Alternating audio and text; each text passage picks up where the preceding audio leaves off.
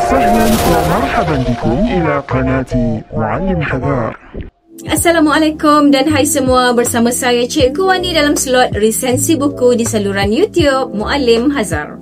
Kali ini kita menyelami kisah sambungan kepada novel bestseller Bayang Sofia karya penulis prolifik Temeh Abdullah berjudul Rahsia Dani. Jika dalam Bayang Sofia kita melihat dunia dalam kacamata Sofia, dalam Rahsia Dani pula segalanya dibuka dari sisi lelaki yang pernah melindunginya, Danish Coelho Ilyas. Seorang atlet tinju terkenal, namun hidupnya tak seindah yang disangka. Dani punya segala-galanya, kemasyhuran, kekayaan dan kemenangan demi kemenangan.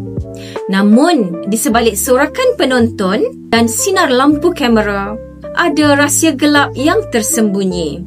Rahsia yang mengikat dirinya dengan sebuah organisasi misteri yang menuntut kesetiaan dan darah. Walau pada zahirnya kita melihat watak Dani, kelihatan jiwanya kuat, namun sebenarnya ia penuh luka. Terperangkap antara kejayaan dan pengorbanan. Dia berjuang bukan untuk menang, tetapi untuk menebus. Dan apabila takdir menemukannya semula dengan Sofia, cinta lama yang belum padam menjadi ujian terbesar dalam hidupnya.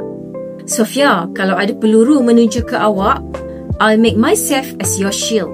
Itu janji Dani.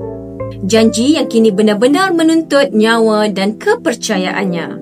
Temeh Abdullah menulis kisah ini dengan penuh perasaan.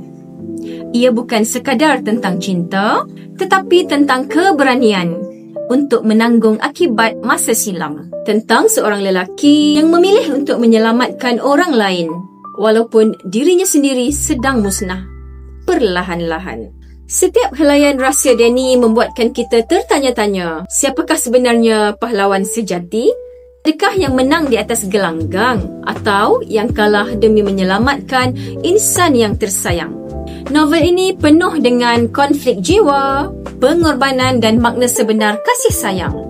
Ia mengajarkan bahawa kekuatan bukan pada penumbuk, tapi pada hati yang rela bertahan walaupun disakiti. Saya Cikgu Wani dan ini Rahsia Dani, kisah tentang cinta, penebusan dan keberanian seorang lelaki. Jumpa lagi dalam slot resensi seterusnya hanya di saluran YouTube Muallim Hazar. Jangan lupa klik like, share dan subscribe untuk lebih banyak resensi buku yang bermanfaat. Sekian dulu untuk kali ini. Assalamualaikum warahmatullahi wabarakatuh. Muallim Hazar, inspirasi kita semua. Ilmu di semai cahaya menyinar. Di layar YouTube membawa hikmah. Setiap video membawa